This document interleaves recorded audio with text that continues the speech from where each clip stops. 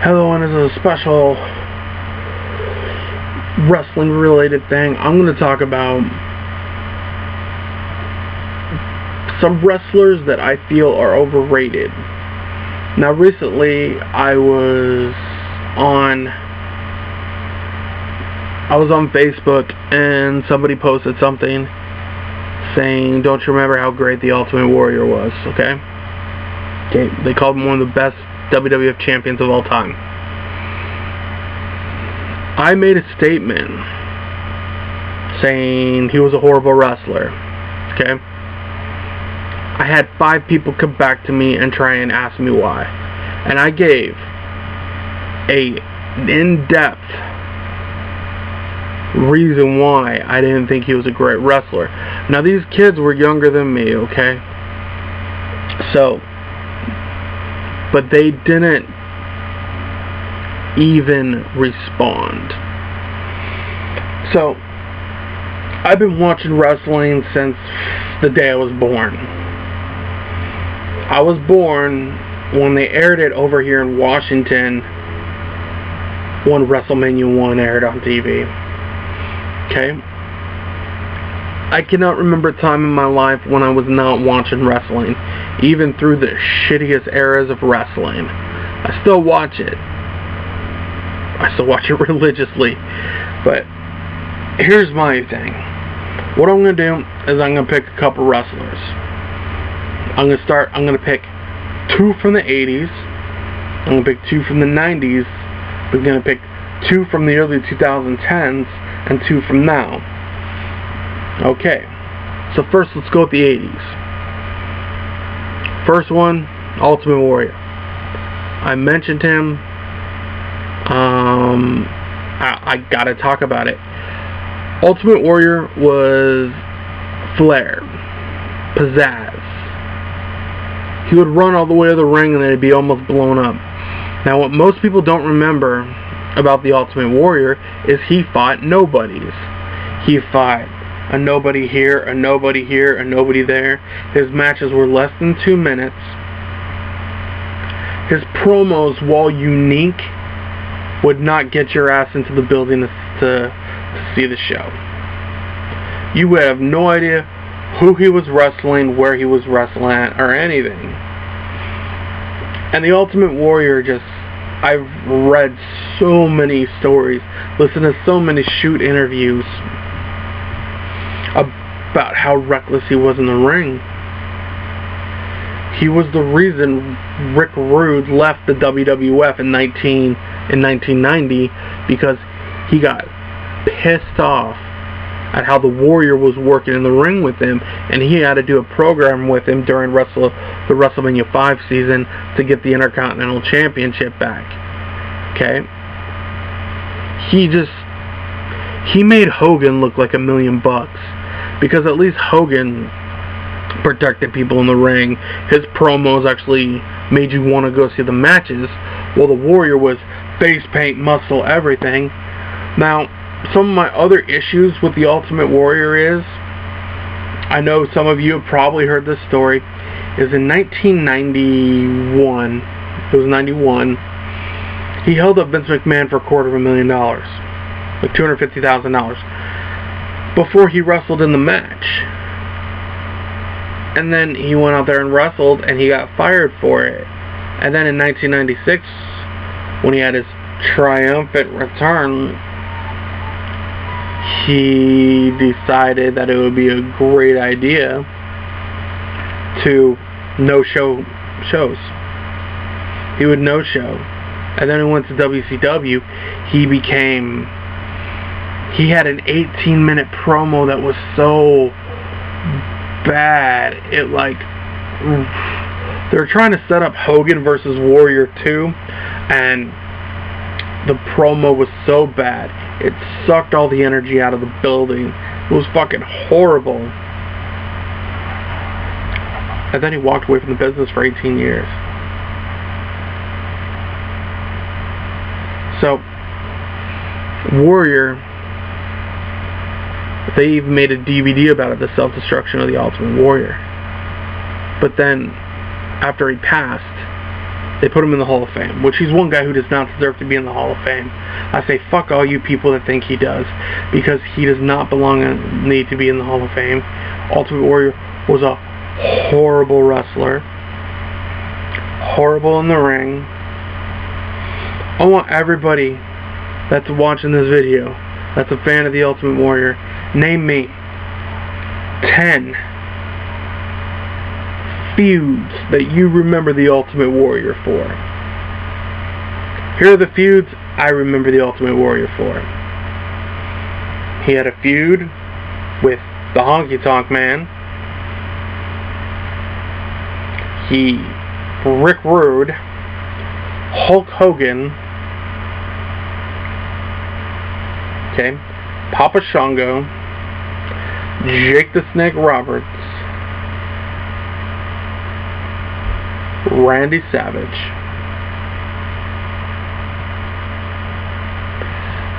I would say The Undertaker, but before Undertaker and him could really have a big program, it got cut short because he got fired. So, there's 7. In a career that spanned 3 decades. Okay? Ultimate Warrior. Not a good wrestler. Not in the ring. Nothing. The next person, and I know this is blasphemy to a lot of you people, Ric Flair.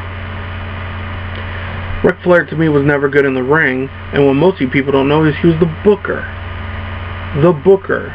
For those of you that don't know what a booker is, back in the 80s and 90s before we had writers, they had bookers, people that decided these 2 people should wrestle in the match and they should go and wrestle. This person's going to go over, this person's going to lose. This is how we're going to build the storyline. And they gave the belt to Ric Flair. Ric Flair wrote himself into a lot of storylines. Ric Flair also had the same match all the time. People call him one of the greatest professional wrestlers of all time. I think his matches were boring. Don't get me wrong, in the 80s, yeah, he had some stellar matches, but did I go and watch those matches because I wanted to see Ric Flair wrestle? No.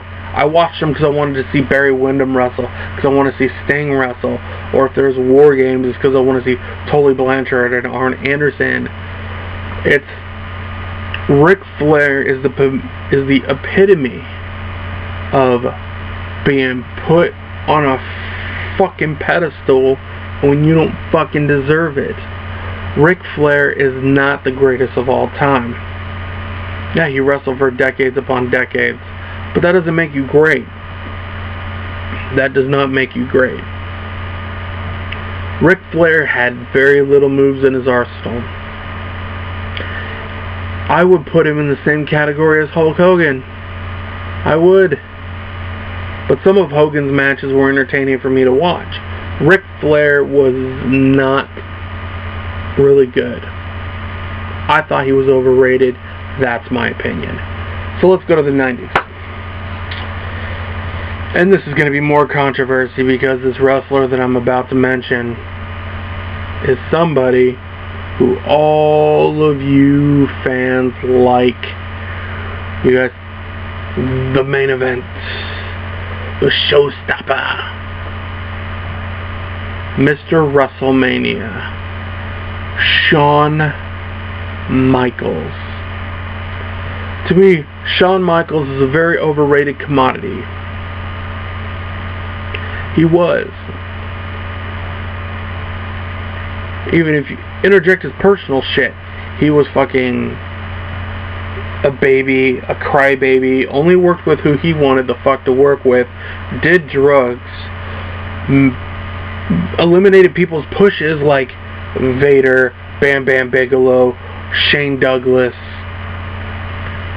The list goes on and on and on. Shawn Michaels was not the greatest worker of all time. What happened was, he was a little crybaby bitch, and he got whatever the fuck he wanted. And Shawn did not have the greatest matches all the time.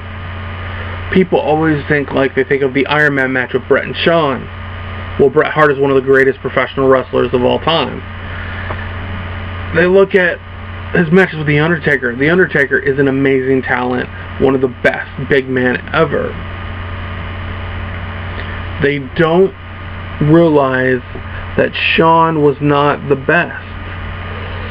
Shawn was an egomaniac, had problems, and his matches and his storylines weren't really something to write home about all the time. Like when he lost his smile. That was fucking stupider than shit. Or his fake knee injury because he didn't want to wrestle Bret again at WrestleMania that year. What people don't know is that WrestleMania 13, it was supposed to be Shawn Michaels versus Bret Hart, the return match from WrestleMania 12, which I thought would have been fucking awesome. But no, Shawn didn't want to do that. Shawn's very always been about himself, the clique, over dramatic. Shawn's not as good as people think he is. Now, the next person that I'm going to mention from the 90s category that is also overrated, and this is gonna rub people the wrong way. The Rock.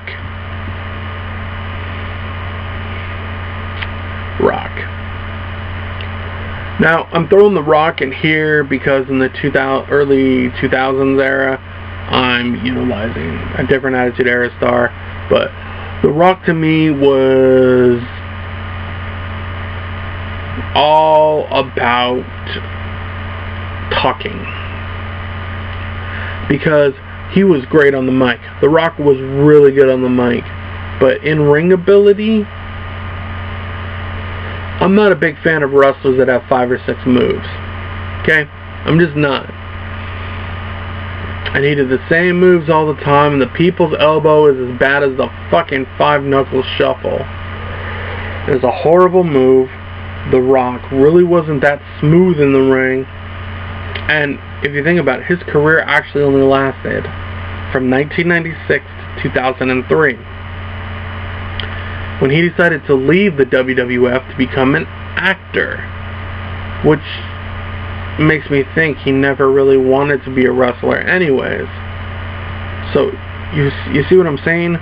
The Rock really didn't have the substance to come in there and want to do things. But that's just my opinion. Next on the list is Stone Cold Steve Austin for the early 2000s. Stone Cold Steve Austin was a guy that I liked him when he was stunning Steve Austin, but when he was Stone Cold, he was only good for punch, clothesline, stunner, drink some beer. Now that's all cool and fine, but to me, people put the Stone Cold Steve Austin on such a high pedestal. And I think there's so many better talents out there than Stone Cold Steve Austin. But that's my opinion, how I feel. And I think the Rattlesnake is kind of overrated. Now I'm going to jump to nowadays. And the two names I'm going to throw out there they're almost the same type of wrestler. Roman Reigns and John Cena. The Roman Empire has fallen horribly, and John Cena is one of those guys that he's improved a little bit, but not enough for me to take fucking seriously. They both are two wrestlers that I think aren't as good as they think they are, and John Cena, the only time he's ever had that he only has 5-star matches are people like when he's wrestling AJ Styles or when he was wrestling CM Punk. Roman Reigns has no personality, fucks up moves all the time. His freaking failed drug test. See my video on the Roman Reigns suspension. Roman Reigns just eventually wrestlers get in a groove and they click and they know how to do things. Roman seems like he's still like a fucking space cadet. And it just sucks. They're two bad wrestlers. But this was my list, me venting about, most of us was just venting about Ultimate Warrior, but this is my list of some of the most overrated wrestlers.